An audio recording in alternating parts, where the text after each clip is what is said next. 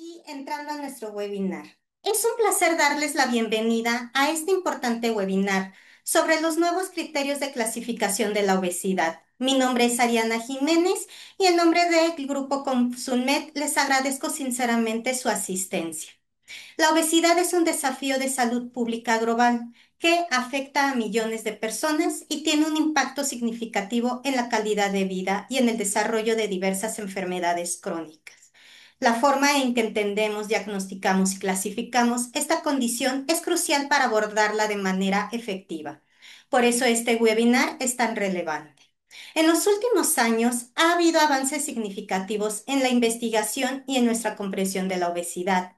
Hemos aprendido que no es simplemente una cuestión de peso, sino una enfermedad compleja y multifactorial que requiere un enfoque integral.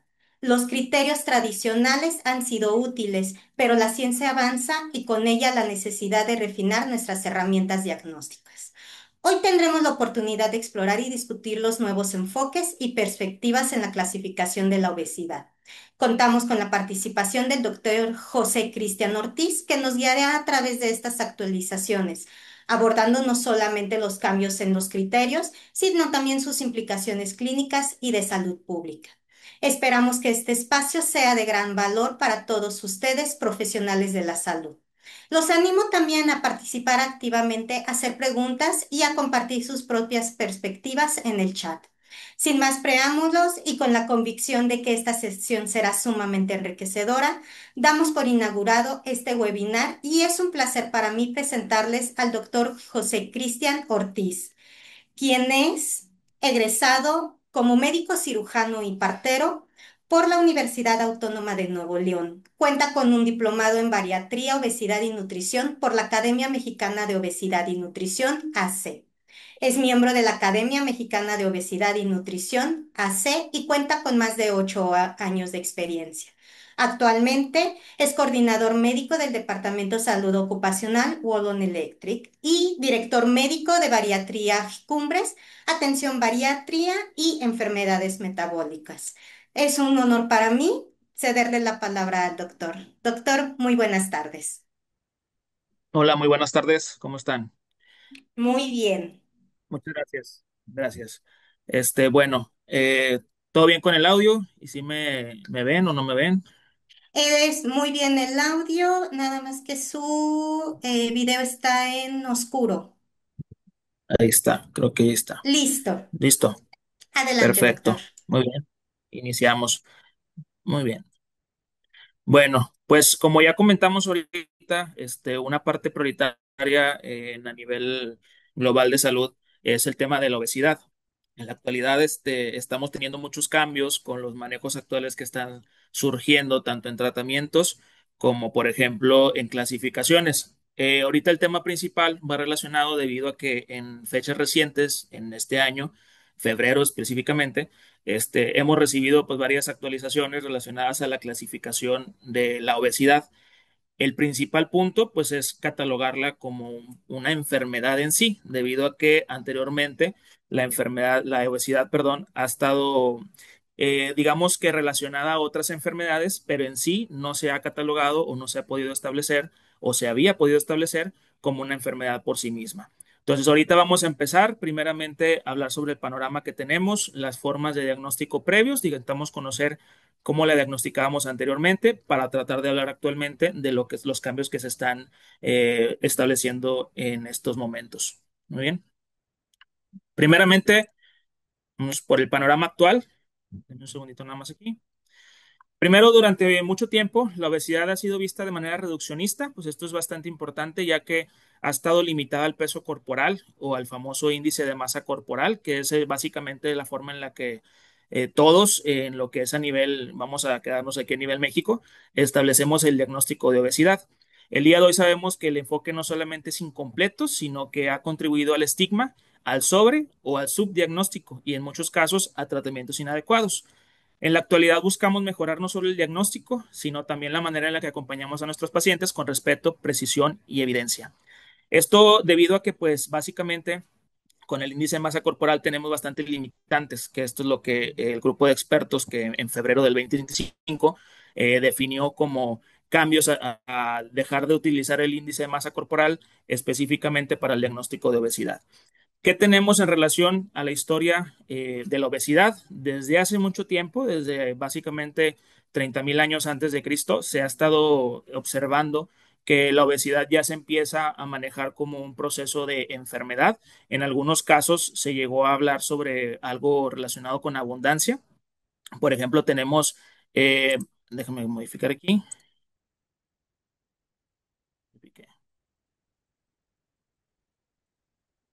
Aquí está. Primeramente, pues, por ejemplo, la estatua de Venus de Willendorf es una estatuilla con obesidad marcada y posiblemente vinculada a la fertilidad. Esto debido a que, pues, en esas épocas la obesidad también estaba muy relacionada con abundancia, fertilidad. En algún momento, en algunas etapas, llegó a representar un estatus económico relacionado con abundancia y también, en este caso, una ventaja biológica debido a la forma en la que nuestros antepasados vivían y los que lograban sobrevivir, pues eran los que tenían un poquito más de grasa corporal. En algún momento de la historia, Hipócrates señaló que el exceso de grasa podía reducir la esperanza de vida. Entonces, desde aquí podemos ver que ya se estaba planteando a la obesidad como un proceso anormal y patológico. En el siglo XIX se inicia la asociación entre la obesidad y las enfermedades metabólicas. Aquí es donde ya empezamos a plantear a la obesidad relacionada con enfermedades cardiovasculares, diabetes y como un desorden médico, pero si se fijan, lo que comentaba ahorita, no se plantea en sí misma como una enfermedad, sino como asociada a otros procesos que van de la mano, como lo es diabetes y algunos problemas cardiovasculares.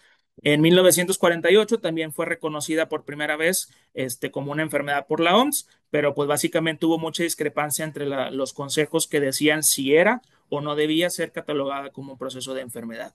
Y en el siglo XX la industrialización transformó el entorno debido al acceso de la comida procesada y el aumento del sedentarismo.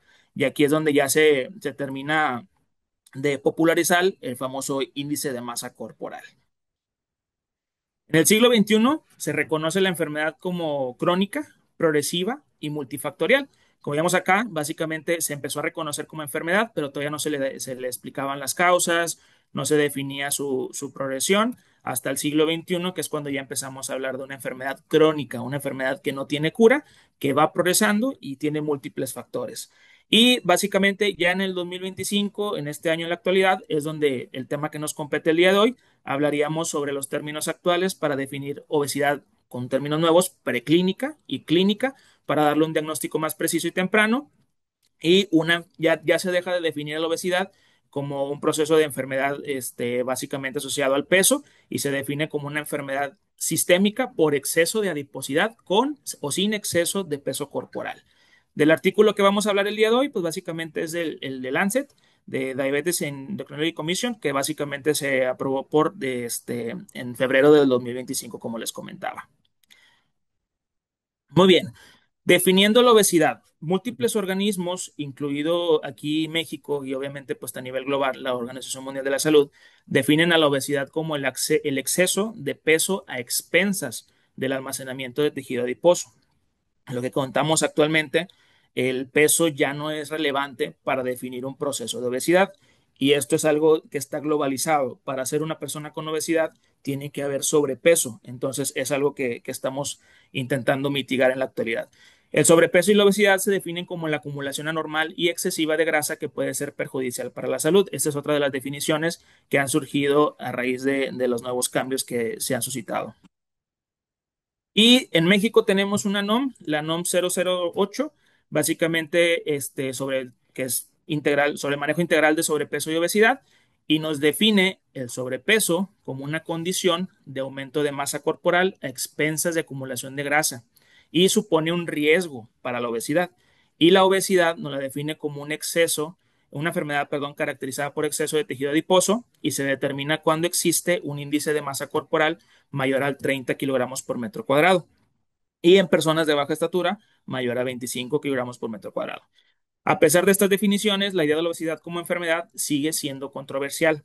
De las personas que tenemos aquí en el webinar, en el chat, quienes consideran que la obesidad es una enfermedad, podrían activar sus micrófonos, decirme, comentarme, consideran que sí, consideran que no, ¿qué opinan? Buenas tardes, soy la doctora Buenas tardes. Dolores. Yo pienso que sí, es una enfermedad. Muy bien. ¿Motivo, doctora? Es una enfermedad porque el hecho de ya tener un índice de masa corporal en sobrepeso nos empieza a modificar fisiológicamente factores hormonales. Es sabido que podemos desarrollar, bueno, es un riesgo a tener obesidad, a tener hipertensión, a poder desarrollar aumento de la glucosa, formando el síndrome, ahora sí que todos conocemos el síndrome metabólico, que implica además hiperlipidemia, mixtas, y pues sí es un conjunto de factores que nos dan unas enfermedades crónico-degenerativas, doctor. Ok, muy bien. ¿Alguna otra opinión? ¿Existe alguien todavía que piense que la obesidad no es una enfermedad, que es una cuestión que tiene que ver con la persona, que tenga que ver con decisiones? Digo, supongo que somos personal de salud la mayoría, pero es algo que todavía está incluso entre nosotros como personal de salud. Por eso les hago la pregunta, porque muchas veces los pacientes llegan con este estigma y el mismo médico tiende a promover esta visualización del proceso de obesidad. Incluso hay pacientes que la padecen y en toda su vida, durante todas sus revisiones, no se les llega a mencionar que tienen un proceso de enfermedad que se llama obesidad. Entonces, va de la mano a decir, tienes como un cofactor, por ejemplo, decir, tienes diabetes y aparte subes de peso porque no comes bien. Tienes tal enfermedad, no te dejas hacer ejercicio y por eso estás subiendo de peso. Pero en cierta forma no se le cataloga como un proceso de enfermedad y esto minimiza el impacto hacia los pacientes de la forma de tratamiento.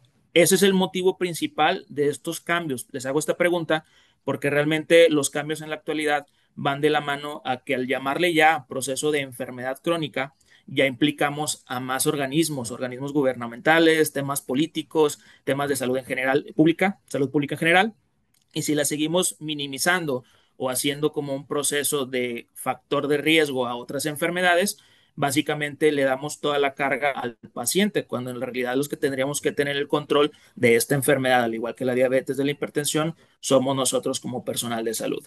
Básicamente ese es el motivo. Doctor, perdón que lo Muy bien, interrumpa. Le dígame. comento, hay unos comentarios en el chat. Nos comenta la Ah, muy bien, doctora sí. Xochitl que sí es una enfermedad.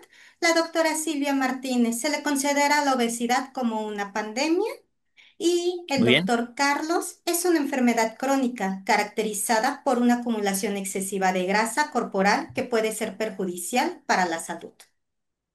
Excelente. Sí, de hecho, el tema de pandemia, en la actualidad incluso lo hemos llegado a mencionar como la nueva pandemia del siglo XXI, debido a que, pues, por ejemplo, pongámosle en datos, números, El 70%, según datos de Secretaría de Salud, el 70% de los mexicanos tienen obesidad o sobrepeso. Entonces, sí le podemos llegar a catalogar como pandemia, debido a que ahora sí ya le llamamos pues enfermedad y viene siendo relacionado a esto.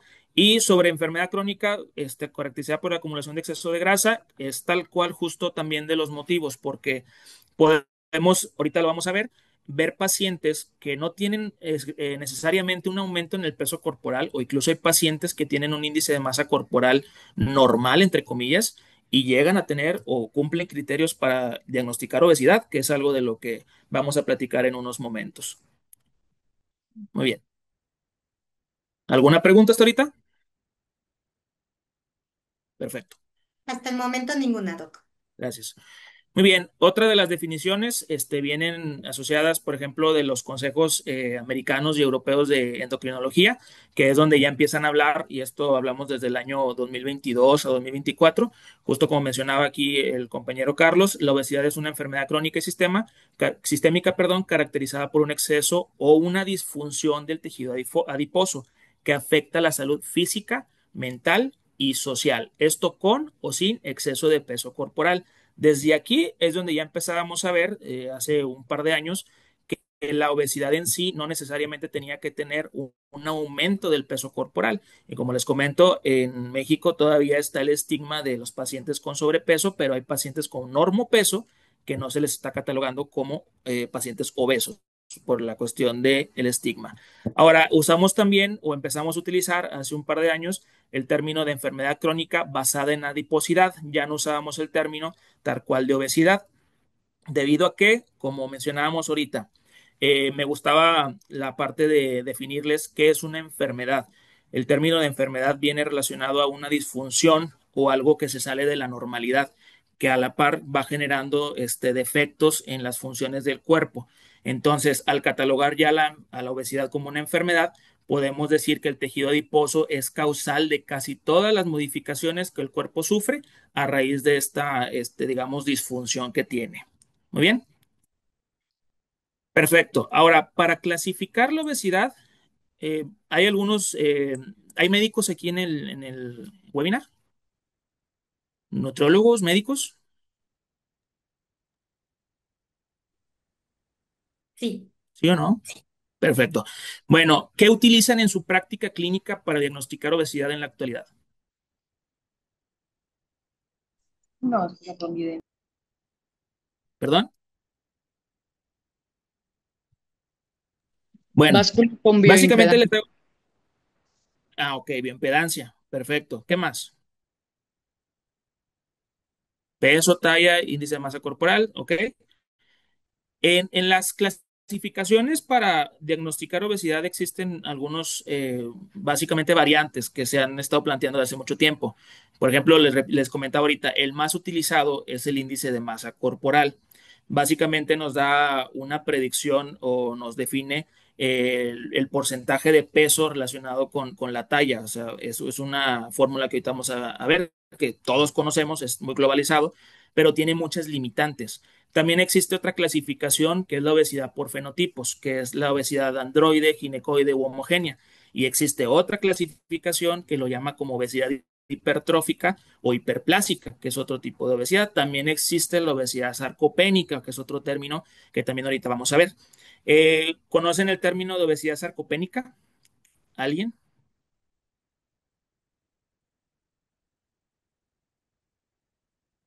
¿No? Traten de participar para ser dinámico todo esto. Muy bien.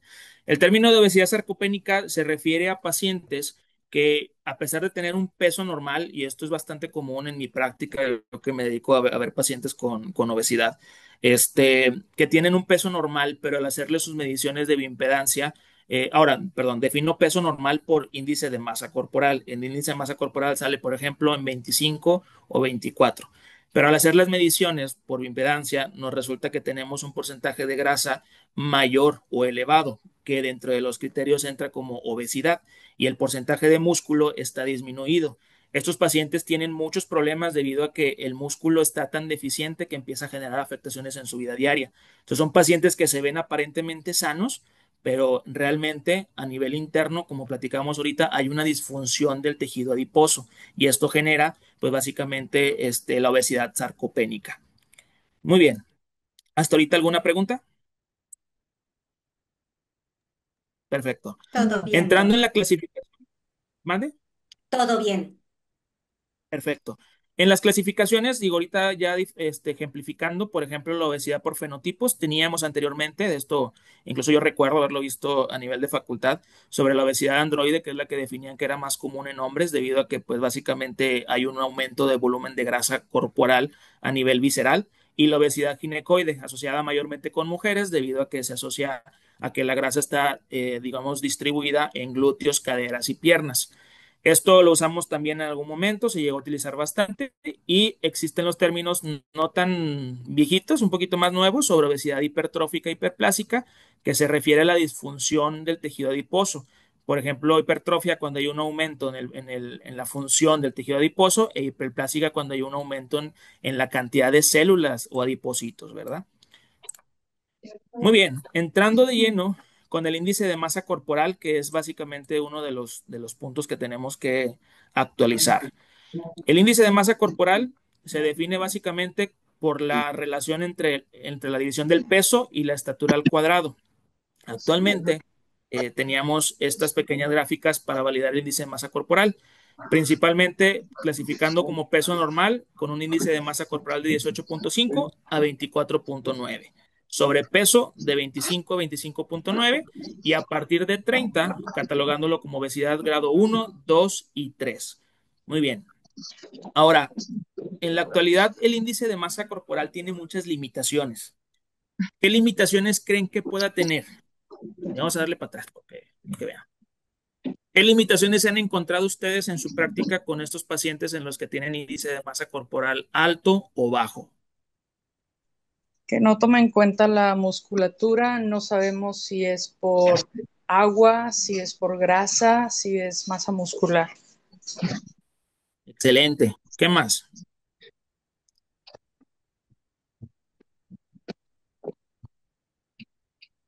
¿Qué más han visto en su práctica? ¿Les han tocado pacientes que están bajo un régimen alimenticio, los ponen a hacer ejercicio y de repente el paciente regresa un mes después y sigue con el mismo índice de masa corporal a pesar de haber tenido cambios clínicos relevantes? O sea, el paciente se siente mucho mejor, el paciente ha mejorado, pero básicamente el índice de masa corporal se queda estático en algunos casos. Esto también por el aumento de músculo y la reducción de grasa. Entonces, el índice de masa corporal no toma en cuenta estos cambios significativos, que son mínimos a nivel de peso, pero son significativos a nivel clínico. Aquí mencionan, no toma en cuenta el embarazo o si son atletas, claramente, se sale de la norma. ¿Qué otro dato? Es el mismo índice de masa corporal en pacientes mexicanos, latinoamericanos, que en pacientes asiáticos o afroamericanos. ¿Es el O mismo? afroamericanos, ¿es el mismo? No. Muy bien. Según De yo, hecho, esa Muy bien. es... De hecho, esos son los puntos. perdón. ¿Perdón? Si Ah, pueden sí, también apagar es lo sus que iba a micros, comentar. de Van a los que apagar no lo sus estén usando, micros de los que no lo estén usando.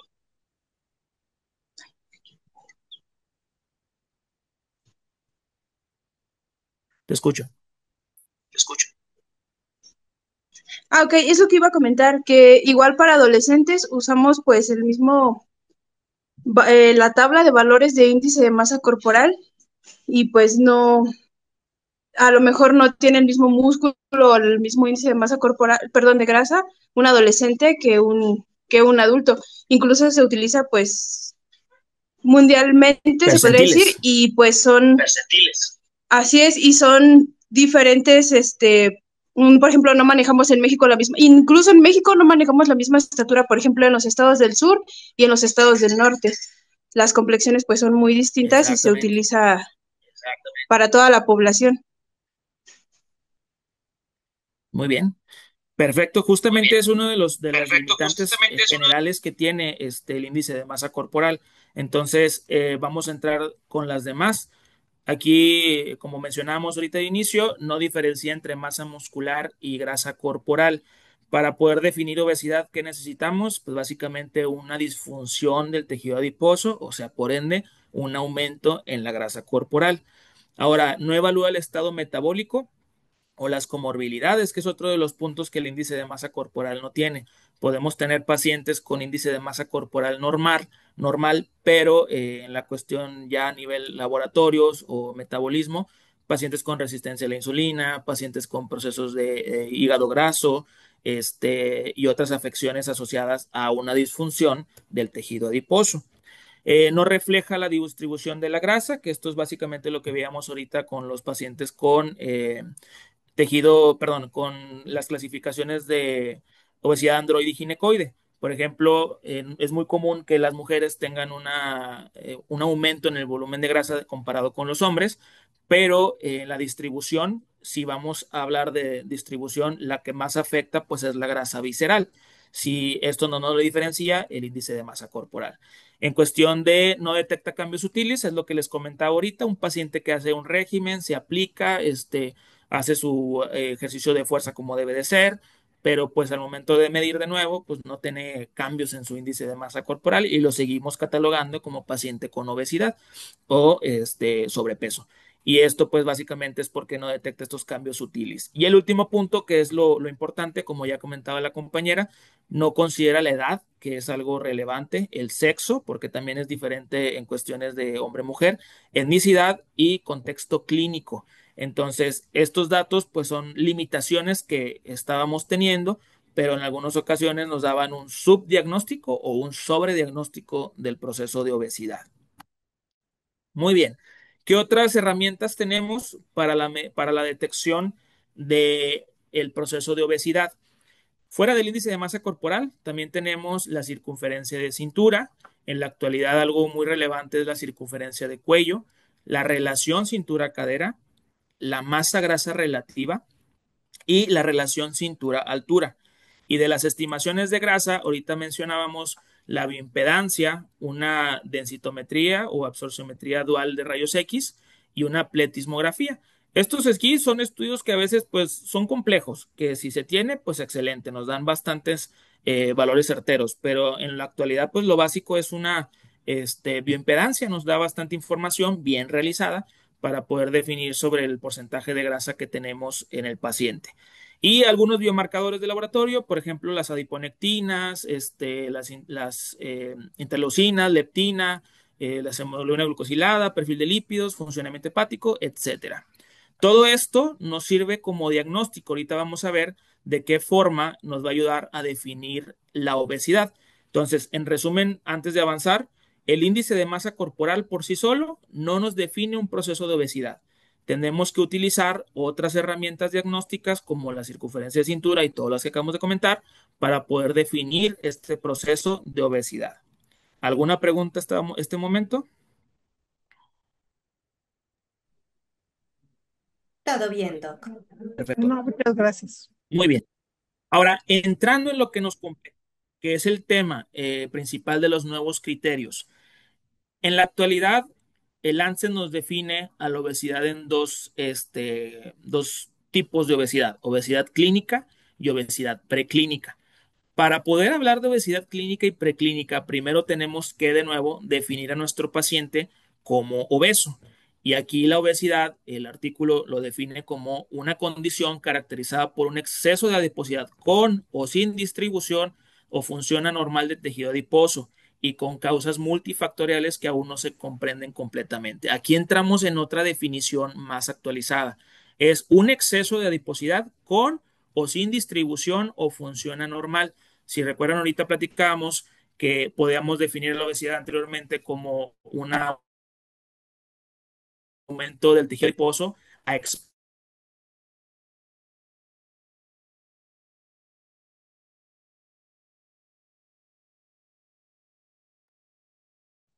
¿Doc?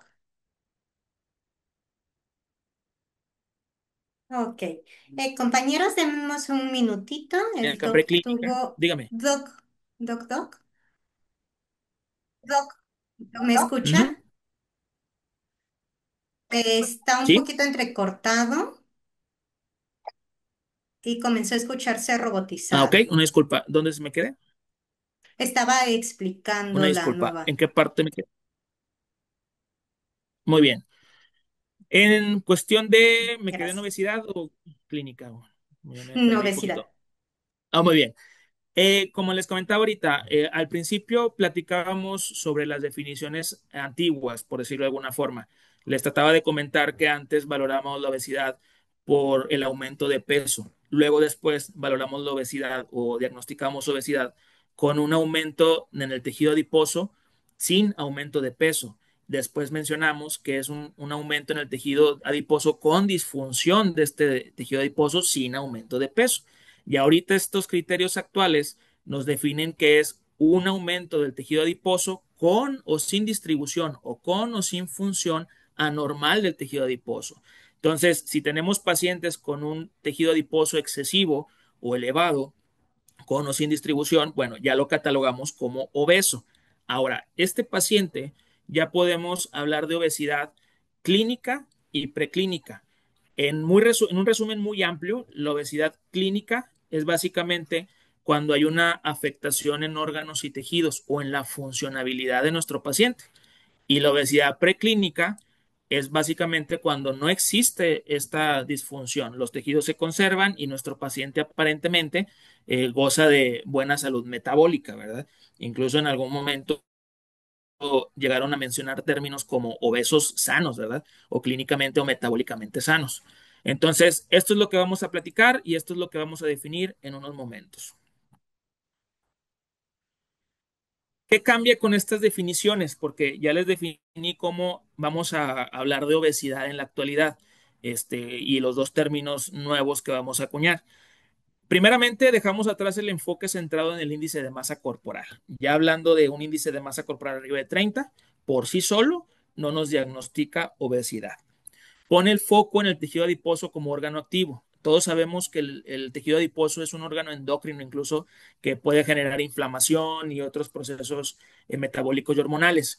Es por eso que el enfoque está basado en el tejido adiposo y reconocemos a a la obesidad como una enfermedad sistémica y crónica. Esto desde el 2024 se ha estado viendo y en la actualidad se sigue manejando, aunque todavía sigue habiendo gente que considera que no es una enfermedad y permite un diagnóstico temprano manejando el término obesidad preclínica. ¿Ok? Esta grafiquita viene básicamente en el artículo que es lo que estamos analizando y se habla sobre el peso corporal elevado o el índice de masa corporal.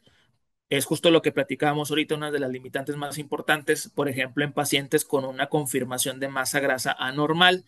Si tiene una disfunción o un aumento en esta masa grasa, se puede considerar obesidad y de aquí derivamos a la evaluación de la obesidad clínica y derivamos si hay limitaciones de actividades diarias y mencionamos obesidad preclínica si no las hay y obesidad clínica si hay afectaciones. Básicamente, paciente sano, paciente enfermo relacionado con la obesidad. Y los pacientes que tienen un exceso de peso, sí, o índice de masa corporal sin aumento de grasa, no son pacientes obesos. Por ejemplo, un atleta o un paciente que hace ejercicio con pesas, no tendría por qué ser catalogado como obeso con el índice de masa corporal. ¿Ok? Y bueno, entrando a las nuevas categorías, esto es lo bonito o lo importante en la actualidad. ¿Alguna pregunta hasta ahorita? El chat, no puedo ver. Todo Doctor, bien, tengo Doc. una Ah, duda, Dígame. perdóneme. ¿No adelante. es un poco contradictorio decir primero que es el exceso de masa corporal y que es una enfermedad la obesidad cuando hablamos de preclínica, hablando ahí de un obeso sano? ¿No es contradictorio? Eh, El término obeso sano, no es algo que utilizamos. Le comentaba yo que es algo que se llegó a mencionar, en algún momento sobre pacientes con obesidad sanos, pero realmente no es un término correcto porque ahorita vamos a ver que hablando de la obesidad preclínica, es un paciente con un riesgo inmediato de una obesidad clínica. Entonces, en sí, hay una enfermedad y se llama obesidad. Entonces, a lo mejor lo expliqué un poquito diferente, pero en términos es, ya estamos hablando de la enfermedad la obesidad como enfermedad y ya nada más falta catalogarla o definirla para tomar acciones, que es lo que vamos a ver ahorita. No sé si eso resuelva tu duda. Sí, bastante. Muchas gracias, qué amable. No, hombre, a ti. Cualquier otra pregunta con confianza. Muy bien. Entrando en el término de obesidad preclínica, en la actualidad se valoró sobre, primeramente ya definimos, pues, qué es obesidad. Entonces, al encontrar un paciente con un exceso de adiposidad, pero que no tiene una disfunción metabólica, orgánica, funcional, pero con un riesgo inmediato de desarrollarla, básicamente este paciente se cataloga como obesidad preclínica u obeso preclínico, ¿va? Las características clave, pues básicamente es tener un índice de masa corporal elevado. Ojo, dije que no se utiliza solamente el índice de masa corporal, no que ya no lo utilizamos, porque el índice de masa corporal puede seguir siendo utilizado, pero ahorita vamos a ver cómo se utilizan otras formas de diagnóstico. ¿Ok? La grasa visceral está aumentada. ¿Cómo medimos esta grasa visceral o esta grasa en el cuerpo del paciente? Es esto que les menciono. Usamos el índice de masa corporal para ir definiendo, pero utilizamos dos o una medida antropométrica de las que les mencionaba en esta diapositiva anterior. También puedo regresar. Entonces, para definir obesidades, índice de masa corporal más una medida antropométrica o dos medidas antropométricas alteradas. Puede ser, por ejemplo, circunferencia cintura y circunferencia de cuello, relación cintura-cadera. Dos de estas ya catalogaríamos a nuestro paciente como paciente con obesidad. Ahora, si tuviéramos o no pudiéramos hacer una medida antropométrica y no tuviéramos el índice de masa corporal, podemos catalogar obesidad con una bioimpedancia, una absorciometría dual o una pletismografía. ¿Quedó claro esta parte? Porque es bien importante que no se nos olvide, el índice de masa corporal se puede utilizar, pero no solo. Se va a utilizar con un criterio antropométrico o podemos no usar el índice de masa corporal y dos criterios o ninguno y básicamente irnos directamente a la estimación de la grasa visceral. ¿Quedó claro? Perfecto. Entendido este diagnóstico de obesidad, ya podemos hablar de las alteraciones subclínicas que nuestro paciente puede tener. Por ejemplo, un paciente con obesidad, con una insulina ligeramente elevada, esteatosis hepática metabólica, estos son estados también preclínicos. El síndrome de resistencia a la insulina o la resistencia a la insulina por sí misma no se considera una enfermedad en sí. Entonces, básicamente, vamos a catalogar a este paciente como obesidad preclínica. No hay síntomas ni diagnóstico formal de enfermedad metabólica. O sea, este paciente no tiene diabetes, no tiene hipertensión, no tiene una disfunción funcional, es un paciente activo. Entonces, esto nos permite una intervención temprana antes del daño estructural o clínico, justo como mencionábamos ahorita. ¿Cuál es el fin de catalogarla como preclínica? Porque no lo vamos a llamar sano. Es un paciente que está en un riesgo inmediato de desarrollar una obesidad clínica donde ahí hay un daño ya. Y la obesidad clínica es muy sencillo o a grosso modo es la salud metabólico, funcional o psicosocial. ¿Ok? ¿Hasta aquí alguna pregunta? No quiero que se me confundan con los términos después, por eso les hago mucho hincapié en las preguntas o dudas. ¿No? Perfecto. Entonces avanzamos. Muy bien. Ahora, los criterios clínicos para diagnosticar obesidad clínica. Ya mencionamos ahorita preclínica. En este caso vamos a irnos con la obesidad clínica. De la disfunción metabólica, todos estos puntos que veíamos en la presentación anterior, metabólico, estructural, funcional y psicosocial. De lo metabólico tenemos la resistencia a la insulina, dislipidemia, diabetes o hiperglucemias, hipertensión, marcadores inflamatorios elevados, una disfunción estructural orgánica, evidentemente una esteatosis hepática metabólica severa, apnea obstructiva del sueño, una cardiopatía, síndrome de ovario poliquístico, artrosis o sobrecarga articular. En en la disfunción funcional, la dificultad para caminar o subir escaleras, dolor musculoesquelético, fatiga, limitaciones para las actividades cotidianas Y lo mental, pues evidentemente trastornos de la conducta alimentaria, depresión, el impacto en la autoestima y el estigma. Estos criterios son los que nos definen, un solo criterio de estos nos definen si el paciente tiene obesidad clínica, ¿ok? Si el paciente no tiene estos criterios, el paciente tiene obesidad preclínica, ¿ok? El artículo nos pone todos estos, básicamente yéndonos por órganos y sistemas. Entonces, por ejemplo, digo, ya mencionamos ahorita los más notorios, pero por ejemplo también a nivel renal, una microalbuminuria con tasa de filtrado glomerular disminuida, en el sistema reproductivo, el ovario poliquístico o el hipogonadismo. En sistema linfático nos menciona también que el síntoma de linfedema de extremidades inferiores. También se menciona algo que se llama lipodema. Básicamente es no sé si les ha tocado ver pacientes que, no, que están como si estuvieran hinchados, principalmente en mujeres, pero no tienen edema. Por ejemplo, en miembros inferiores tienden un poquito de inflamación, pero es porque el tejido adiposo, al no estar funcionando como debería, produce una pequeña inflamación como si fuera un edema, pero no es tal cual un edema. Entonces, es un lipoedema. Y la limitación de actividades diarias, esto es limitaciones sustanciales para la vida diaria ajustadas por edad. Por ejemplo, estos términos también se pueden utilizar para pacientes pediátricos. ¿Ustedes cómo creen que veríamos a un paciente pediátrico con una limitación de actividad diaria, o incluso un paciente adulto y un paciente de tercera edad, un paciente mujer? ¿Qué consideraciones tendrían si consideran ustedes ver a un paciente que creen que tiene obesidad clínica y hablamos de sus limitaciones de la vida diaria? ¿Qué verían? ¿Qué le preguntarían? Si se cansa de correr más que otros niños al jugar. Ajá. Es un pacientito que no jugaría con otros niños, ¿verdad? Estaría sentado, se la pasaría en su casa sentado jugando videojuegos o pantallas. ¿Qué otro dato? Por ejemplo, en un paciente de tercera edad, ¿qué podríamos ver? Que ya no se levanta, batalla para Que ya no puede levantarse, ya comer no bien, pierde que ya no hambre. se levanta, que ya no se hace por sí solo, que ya no camina lo que caminaba antes.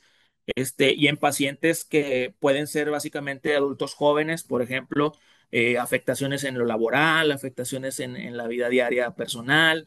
Entonces, todo este tipo de factores o limitaciones se tienen que considerar dentro de la evaluación del paciente, porque si se nos pasan, después pueden pasar desapercibidos. Entonces, les comentaba ahorita, un criterio básicamente nos hace el diagnóstico de obesidad clínica. No tenemos que esperar a que haya más, no tenemos que esperar a una hipoventilación, a un síndrome de apnea obstructiva, a una incontinencia. O sea, podemos ir viendo esto de menos a más. Muy bien. ¿Hasta este punto alguna duda?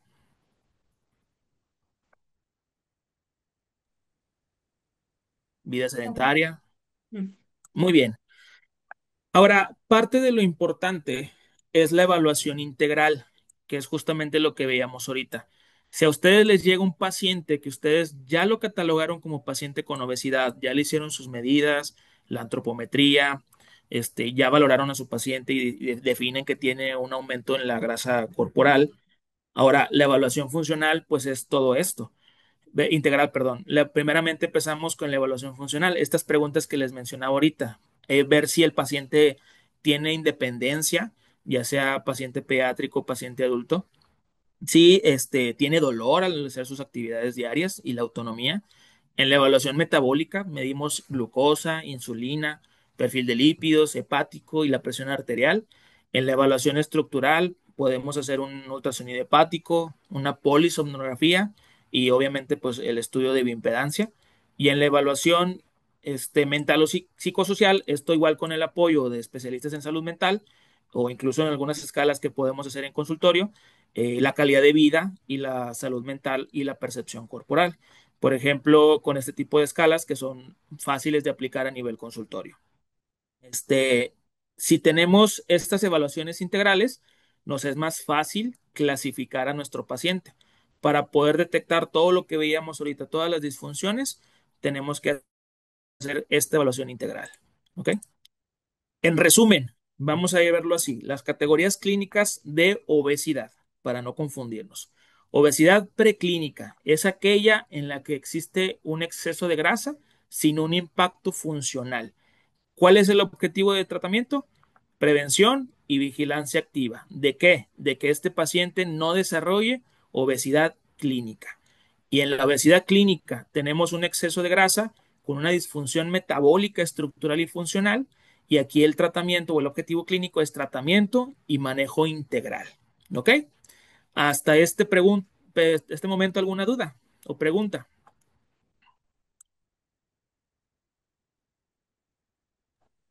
¿Quedó claro cómo clasificamos la obesidad preclínica y la obesidad clínica?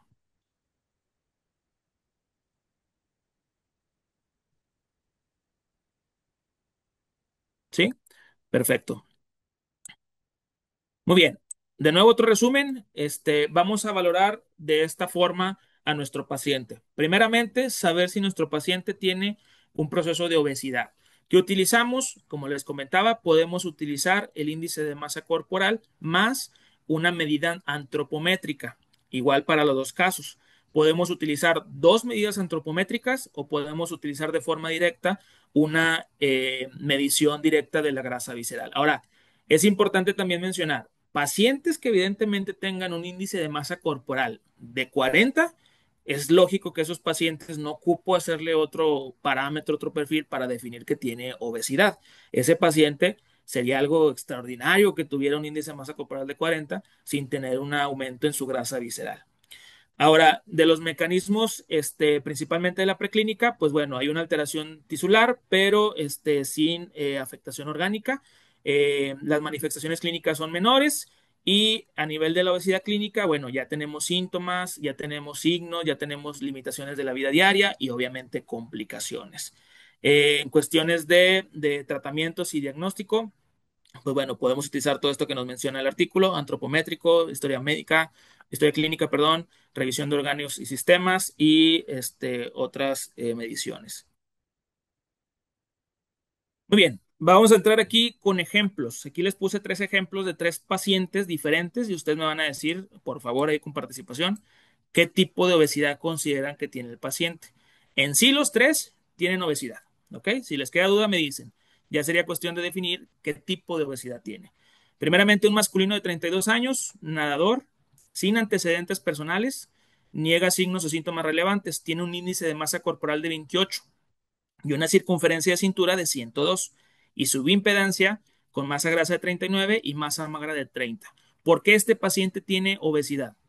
¿Y qué tipo de obesidad tiene? ¿Alguien me puede decir?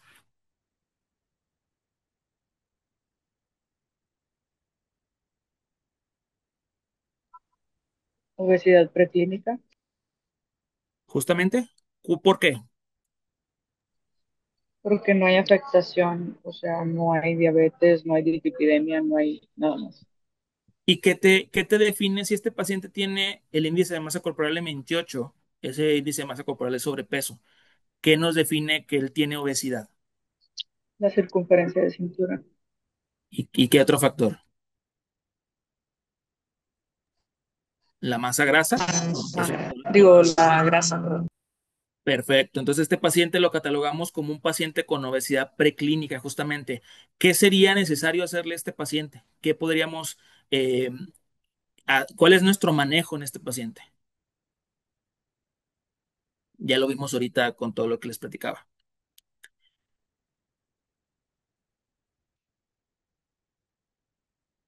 Pues sería la prevención, ¿no? La Adelante, monitoreo. Ok, ahí está el radio.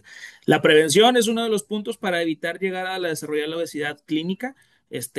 Haríamos mediciones también o seguimiento de factores colindantes, ya sea diabetes, hipertensión y demás. Podríamos monitorizarlo y estarle dando seguimiento a este paciente. Muy bien. Ahora, el otro caso, femenina de 38 años, ama de casa, con resistencia a la insulina, hipertensa, tiene dolor articular en miembros inferiores, síndrome de apnea obstructiva del sueño y reflujo. Ella tiene un índice de masa corporal de 32, circunferencia de cintura de 109 y una bioimpedancia masa grasa de 49 y masa magra de 21. Ese es un paciente real, 100% de hace un par de semanas. ¿Qué obesidad tiene este paciente? Clínica, ¿no? Es una obesidad clínica, justamente. ¿Cuál sería el actuar en este paciente? Esta pregunta es muy importante. ¿Cuál sería el actuar? El tratamiento y el manejo integral de cada una de las patologías. Justamente en la actualidad no es más, perdón, normalmente está con todo esto de los GLP-1, tenemos como un boom de gente que quiere pues entrar a bajar de peso, ¿no? Entonces, estos pacientes que tienen una obesidad clínica, algo que nos menciona el artículo en la actualidad, es que no debemos de establecer una meta específica de peso. Porque, por ejemplo, supongamos, aquí no les puse el peso, pero si esta paciente pesara 112 kilos y ella me dice a mí, quiero pesar 80 kilos como meta, pero el enfoque es más que nada evaluar todas las condiciones clínicas que van de la mano al proceso del aumento de grasa visceral. Entonces, yo no puedo basarme en un porcentaje de peso o una meta de peso, porque eso va a ser algo que incluso puede perjudicar a nuestro paciente. ¿Qué pasaría si esta paciente la pongo a una dieta estricta o con un medicamento sin una evaluación integral de los demás factores? ¿Qué creen que perdería muy fácil esta paciente? Que tiene bien poquito y que va a perder más. Músculo. Justamente el músculo. ¿Y qué pasaría si esta paciente pierde más músculo? Empeorarían todas las condiciones que tiene la paciente. Entonces, ese es otro de los puntos que tenemos que cuidar. Tratar de valorar a los pacientes y al momento de tomar decisiones en tratamiento, cuidar mucho que la decisión sea no solamente bajar de peso, es mejorar todas las condiciones que van de la mano con la obesidad clínica. Y este último creo que pues ya muy, muy fácil. Masculino de 30 años, practica halterofilia, datos patológicos negados, refiere dolor articular en miembros inferiores y tiene reflujo.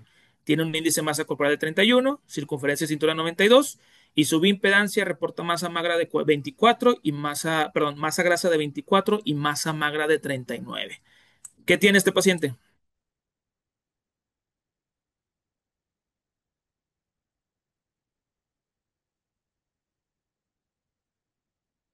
¿Alguien?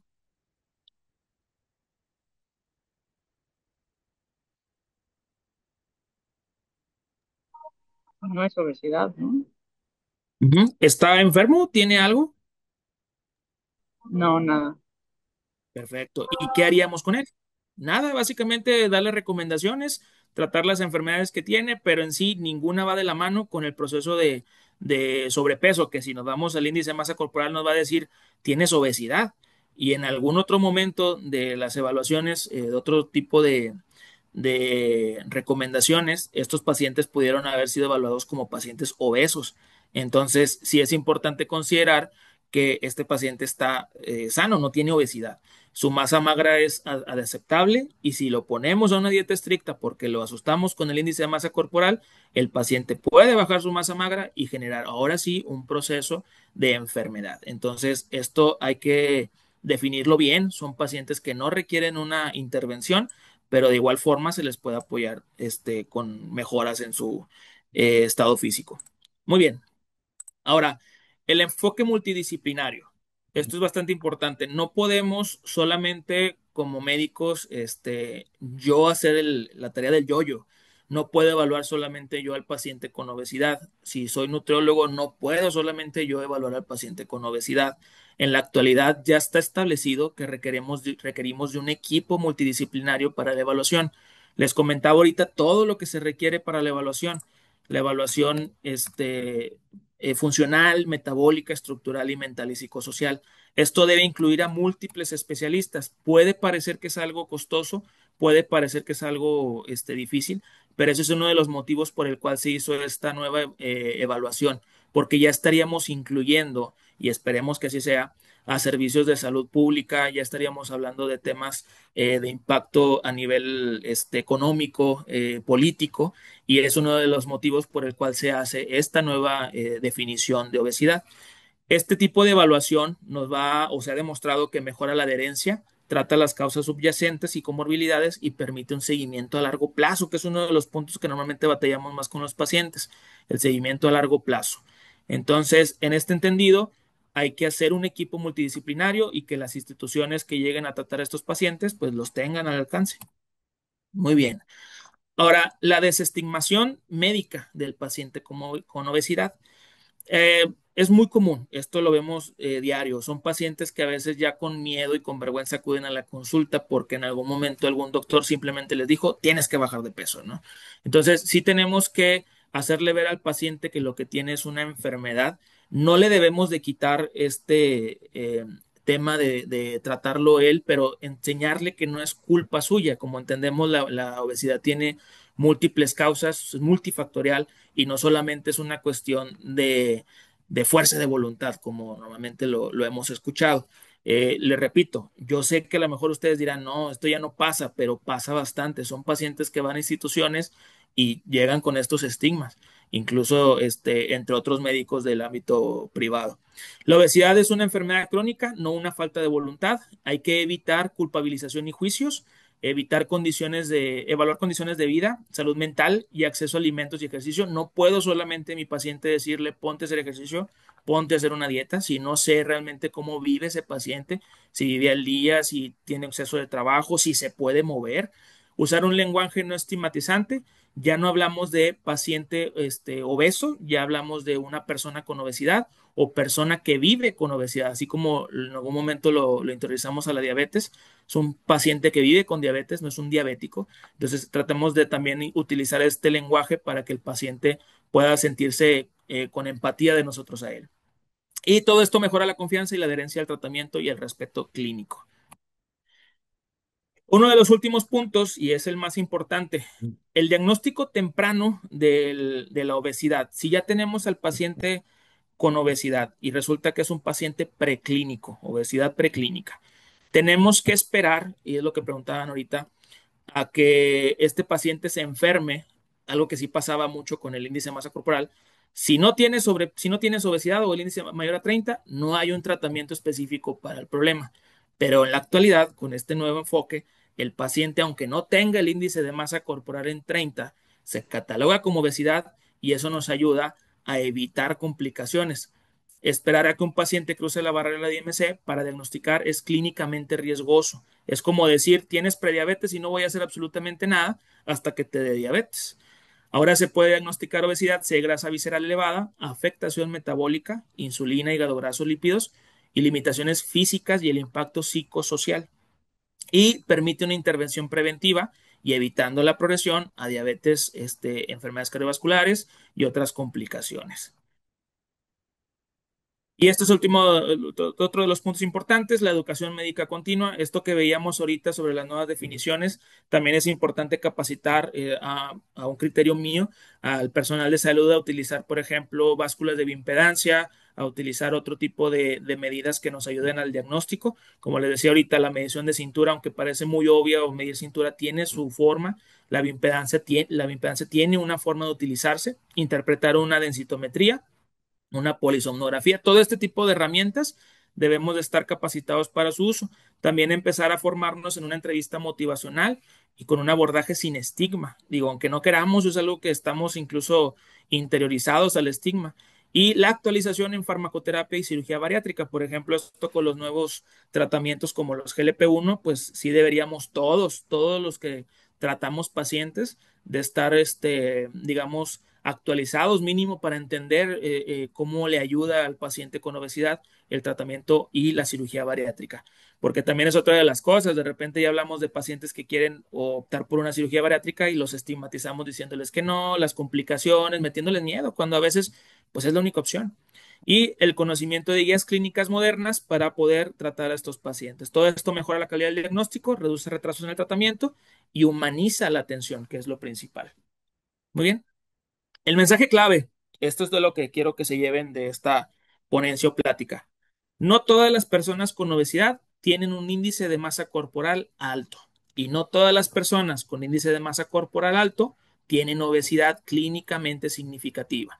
Lo importante es el impacto del exceso de adiposidad en la salud y no solamente el peso. Y una pequeña frase, la obesidad no empieza en el índice de masa corporal en 30, ni termina en la báscula. Empieza antes, afecta mucho más y solo puede abordarse con ciencia, empatía y trabajo en equipo, que esto resume todo lo que hemos visto en esta plática. Muy bien, no sé si tengan alguna pregunta, alguna duda. Terminamos con el tema. Muchísimas gracias, doctor Ortiz. por esta Muchas gracias. presentación tan A completa. ustedes. Nos ha brindado una perspectiva invaluable sobre los nuevos criterios de clasificación de la obesidad y sus implicaciones. Y pues sí, vamos a abrir el espacio para sus preguntas. Anímense. Sabemos que este es un tema de gran interés, así que los invito a que planteen sus inquietudes. Pueden colocar sus preguntas en el chat, le damos lectura y que nos apoye el doctor Cristian para responderla. Si de igual manera, si gustan, también pueden alzar la manita para abrir micrófono y poder externar todas sus dudas. Ok, Doc, en lo que se van animando a colocar preguntitas, apóyeme, ¿cómo cree que estos nuevos criterios influirán en las estrategias de prevención y tratamiento de la obesidad a nivel de la salud pública? Ok. En lo principal es algo que mencionábamos o mencionaba este grupo de expertos es que normalmente la obesidad queda rezagada, al no ser clasificada como una enfermedad, queda rezagada como un factor de riesgo. Entonces no se le da cierto peso a nivel económico, de salud pública y político. En la actualidad, ya que la estemos clasificando, ya le estamos poniendo el término enfermedad, hay cierta obligación de la participación política, salud pública y económica de atender a los pacientes. Entonces ya podemos darle acceso a los pacientes a tratamientos que a lo mejor, pacientes con obesidad evidentemente, que son tratamientos que para algunos pueden ser un lujo. Por ejemplo, les repito, en la actualidad está el uso del GLP-1, los GLP-1. Son medicamentos buenísimos que bien usados funcionan bastante, pero son pacientes que solamente los pueden usar los que tienen el recurso económico. Y el incluir el término enfermedad, darle una clasificación a la obesidad misma, ya nos apoya a que los organismos públicos nos puedan, digamos, integrar a estos pacientes para un tratamiento más integral y que nadie se quede fuera y pues obviamente tengamos a todos con tratamiento para la misma obesidad. Eso es lo que yo considero que nos ayudaría bastante y nos está ayudando mucho, porque así ya a los pacientes mismos les hacemos saber que pues lo que tienen no es realmente algo de ellos mismos, algo que ellos pueden controlar. Básicamente es un tema que se va más allá, no conocemos ni nosotros la causa y pues hay muchas posibilidades del por qué sucede. Entonces el tratamiento tiene que ser integral. Completamente de acuerdo, Doc. Realmente, pues, y como usted lo menciona, desafortunadamente los tratamientos, los medicamentos, los costos son muy elevados. Esperemos que pues más adelante, pues esperemos que empecemos a tener estos mismos Sí. tratamientos al alcance Incluso de en todos. pacientes donde, por ejemplo, les damos tratamientos médicos con GLP-1 pues no son candidatos para cirugía bariátrica, o pacientes que sí lo son, pero por el recurso no se pueden operar. Digo, hay muchos casos en redes o en las noticias, en internet, donde Ujú. pacientes que no pudieron hacer nada por la falta de recurso económico. Entonces, todo esto, ya al darle el término enfermedad, obliga a las instituciones a incluirnos dentro de esta forma de tratamiento, Sí, es debido al impacto. correcto. Ok, Ujú. doctor, muchas gracias. Voy a comenzar a dar lectura a las preguntas que nos están compartiendo en el chat. Sí, Verónica López pregunta, ¿y la obesidad sarcopénica, qué es la clínica? que si es clínica o qué es la clínica. Bueno, la obesidad sarcopénica es clínica, es Ujú, digamos, entra en la definición de obesidad clínica debido a que hay una afectación funcional. En cuestiones de la clínica de la obesidad sarcopénica son pacientes que, como les mencionaba ahorita, tienen un normopeso en algunos casos, pero tienen una distribución anormal de la grasa visceral o la grasa corporal total. Y son pacientes que con pruebas mínimas en el consultorio podemos definir su estado de músculo, principalmente una dinamometría, que es muy sencillo, es un aparato muy sencillo, o por ejemplo, ejercicios básicos como levantarse y sentarse de la silla, eso nos da orientación sobre si el paciente también tiene obesidad sarcopénica o no, y evidentemente la medición por bioimpedancia del nivel de ujú. músculo total. Muchas gracias, Doc. Ricardo Esteban Sandoval pregunta, ¿qué opina del uso del IMC como marcador epidemiológico para grandes grupos? Bueno, fíjate que esa parte es bien curiosa. Este, el archivo o el artículo actual, este consenso de médicos especialistas, nos mencionan incluso eso, que en el índice de masa corporal no se desestima su uso para marcador epidemiológico, de hecho, tal cual así lo preguntas, pero sí se puede utilizar a nivel epidemiológico, pero no específicamente hablando. Ahora, les recuerdo, no es que no lo usemos, el índice de masa corporal se puede utilizar, pero se tiene que complementar, ya no solamente es el índice de masa corporal, porque tiene muchas limitantes. Entonces, sí se puede utilizar, y a nivel epidemiológico se sigue utilizando y yo creo que se va a seguir utilizando. Digo, estadísticamente hablando, medir a pacientes de todos los parámetros que ocupamos, masa corporal, total, masa grasa total, perdón, masa muscular, cintura, cadera, todos estos parámetros a veces puede ser algo complejo, ¿no? Entonces el índice de masa corporal se puede seguir utilizando de forma epidemiológica o estadística. Sí, es correcto. Y también volvemos a la parte económica. Realmente Justo. en salubridad, pues es lo que más se cuenta a la mano. Ujú. Sí, de hecho es otro de los puntos porque, por ejemplo, hay poblaciones en las que el índice de masa corporal pues es elevado y esto de nuevo, como mencionamos, por la etnia o por otros factores. Entonces, no podemos basarnos nosotros a nivel personal del paciente o de forma individualizada solamente en él. Muchas gracias, Doc. Igual nos comentan, doctor, ¿nos pudiera pasar el nombre del artículo, por favor? Ah, el nombre completo no lo tengo, es el de Lancet. De hecho, salió en febrero del 2025. Déjame ver si lo... De hecho, lo puse en la primera presentación. Mira, déjate lo pongo aquí. Un screenshot. Ya para que está muy, muy extenso y básicamente muy completo, nos define hasta qué es una enfermedad. Básicamente Ok, esto, perfecto. definición y diagnósticos y criterios de la obesidad clínica, ese es el nombre del artículo. Ok, compañeros, tómenle una fotito. Ese es el artículo. Muchas gracias, Doc. Nombre a ustedes. Muy bien, ¿qué más? La doctora Lady, más que una pregunta, es un comentario. Muy buena sesión. Mil gracias por el espacio y la información, doctor Cristian. Muchas gracias a ustedes por escucharme. Este es un tema muy interesante, la verdad. Y pues qué bueno que se están actualizando en estos temas. Y la doctora Verónica, que fue quien preguntó sobre obesidad sarcopénica, efectivamente refiere que sí, sí es clínica. Sí, sí, básicamente entra en la categoría de obesidad clínica. Perfecto. Compañeros, ¿alguna otra pregunta? Todavía tenemos unos minutitos más con el doctor. Anímense, créanme que este tema es muy valioso, sobre todo pues las nuevas actualizaciones que se está dando en este año, como pues bien lo comentábamos, pues en cuanto a salud pública, ok, a lo mejor vamos a continuar con los criterios anteriores, pero pues sí es importante que nosotros como profesionales de la salud estemos Ujú. actualizados. Exactamente, y pues obviamente lo principal es que eh, es individual. Cada paciente que llega a consulta por el tema de obesidad, pues es un paciente que ya llega con una intención. Pero aquí los importantes son los pacientes que a lo mejor no conocen su estado, no saben que tienen obesidad y son pacientes que achacan todos sus problemas a otras condiciones cuando realmente lo que se puede medir es un estado de alteración en el tejido adiposo y si le damos por ahí, esos pacientes mejoran mucho. Entonces, si todos estamos capacitados con este tema, pues realmente nos ayuda a que estos pacientes pues no tengan complicaciones a largo plazo. Como les comentaba, no un paciente que tiene prediabetes, pues le iniciamos metformina. O sea, es un paciente que realmente va a llegar a desarrollar diabetes, es más preferible tratar de revertir. No vamos a decirle nada más, pues tienes prediabetes, vente en 6 meses. O sea, es un paciente que ya hay que empezarle tratamiento. Es lo mismo acá. Intentamos con los pacientes con obesidad preclínica darles herramientas para que este paciente evite desarrollar la obesidad clínica.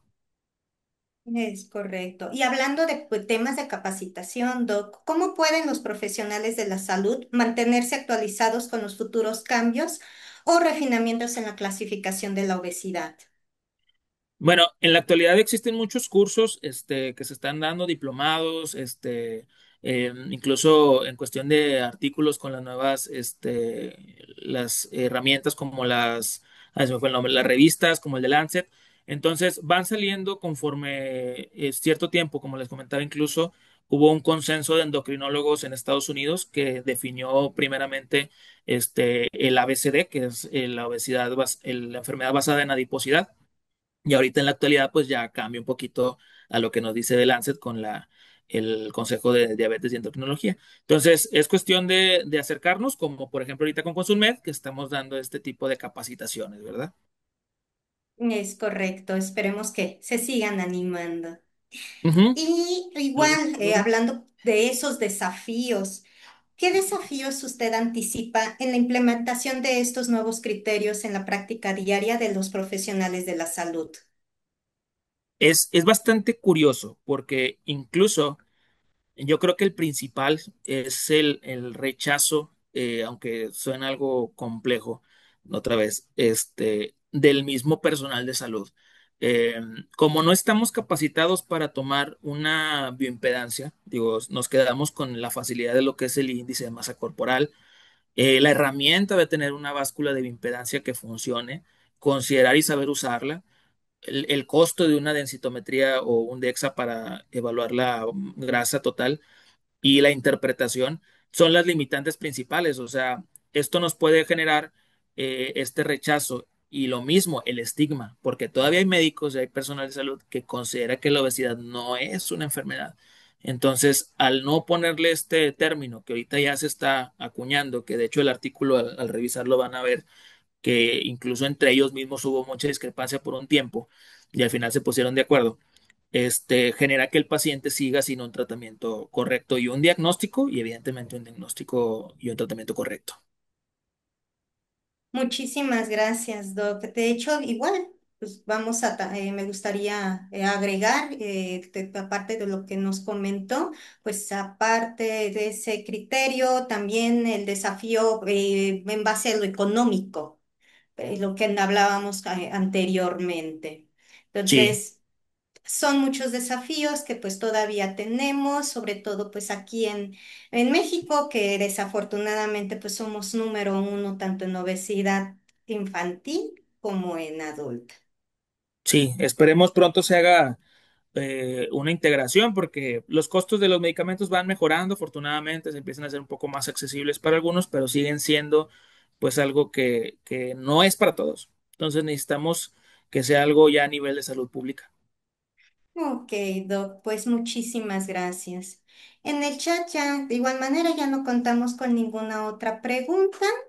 Muy bien, Vamos a dar al menos un minutito para ver si alguien más se anima con alguna pregunta. Doc, si me apoya en colocar la última diapositiva, sí, por favor. ahí estamos. Listo, muchísimas gracias. Ok, compañeros, pues sí, efectivamente ya no contamos con ninguna otra pregunta. Por lo tanto, pues llegamos al final de nuestro webinar y pues antes de concluir, quiero reiterar nuestro más profundo agradecimiento al doctor Cristian por una presentación magistral, su experiencia y capacidad para desglosar un tema tan complejo como los nuevos criterios de clasificación de la obesidad en una forma tan accesible y clara y sobre todo dinámica, pues han sido realmente invaluables. Nos ha brindado herramientas y perspectivas esenciales que sin duda impactarán positivamente la forma en que abordamos esta condición desde diferentes frentes. Muchas felicidades y gracias por compartir su conocimiento con nosotros. Y pues sobre todo a todos ustedes, nuestros valiosos asistentes. En este momento les van a colocar en el chat la encuesta de calidad y también para que pues nos ayuden para los datos de su constancia. Recuerden que se les brinda una constancia de participación aproximadamente en unos 15 días. Y pues les extiendo un sincero agradecimiento por su participación activa y por el interés demostrado. Las preguntas que formularon fueron pertinentes y enriquecedoras, lo que refleja el compromiso de esta audiencia con la mejora continua en el campo de salud. De igual manera, pues cada uno de los comentarios que ustedes nos hicieron el favor de compartir son muy valiosos. Esperamos sinceramente que la información compartida hoy no solo haya ampliado sus conocimientos, sino que también les inspire a implementar estas nuevas comprensiones en su práctica diaria. en su investigación o en la formulación de de sus programas. Bien lo decía el doctor Cristian, pues sí, todavía tenemos muchos desafíos por delante, pero pues poco a poco y nosotros implementando todo lo que acabamos de aprender, yo creo que vamos por un excelente camino. Entender la obesidad bajo estos nuevos paradigmas es un paso crucial hacia intervenciones más efectivas y una mejor calidad de vida para millones de personas. Les dejo el QR, si tienen alguna otra duda, algún otro comentario, de igual manera, les dejo el correo electrónico. Cualquier duda, cualquier comentario para nosotros es muy enriquecedor. Y pues nuevamente les hago la invitación para mantenerse conectados con Grupo Consulmet para futuros eventos y pues también seguiremos comprometidos con la difusión de información relevante y de vanguardia. Doctor, no sé si quiera decir algunas otras palabras, verdaderamente le agradezco. No, muchas gracias a ustedes por considerar el tiempo y pues básicamente por preocuparse por este tema que bastante reciente, digo, tiene unos meses y sí es importante que todos estemos capacitados porque son pacientes que vemos todos los días, pacientes con diabetes y obesidad, pacientes con hipertensión y obesidad y lo que hacemos es llamarle a a la obesidad una comorbilidad cuando realmente es al revés. La obesidad tiene comorbilidades y la diabetes puede ser una de ellas y la hipertensión puede ser una de ellas. Entonces, agradezco también su decisión de incluirme en esta capacitación y pues estoy a la orden lo que requiera. Muchísimas gracias, Doc. Ha sido un honor contar con su presencia. Entonces, pues, así es como concluimos el día de hoy este excelente webinar. De verdad, seguimos, esperamos que sigan participando en los siguientes webinars. Les deseamos un excelente día y esperamos verlos prontos en nuestros siguientes eventos. No olviden, ya está en el chat la encuesta. Por favor, no olviden contestarla. Y pues muchísimas gracias, doctor. No, hombre, a ustedes, que tengan buena tarde. Gracias. Muchísimas gracias a todos ustedes por su participación. Hasta luego. Que tengan una Hasta excelente luego. tarde.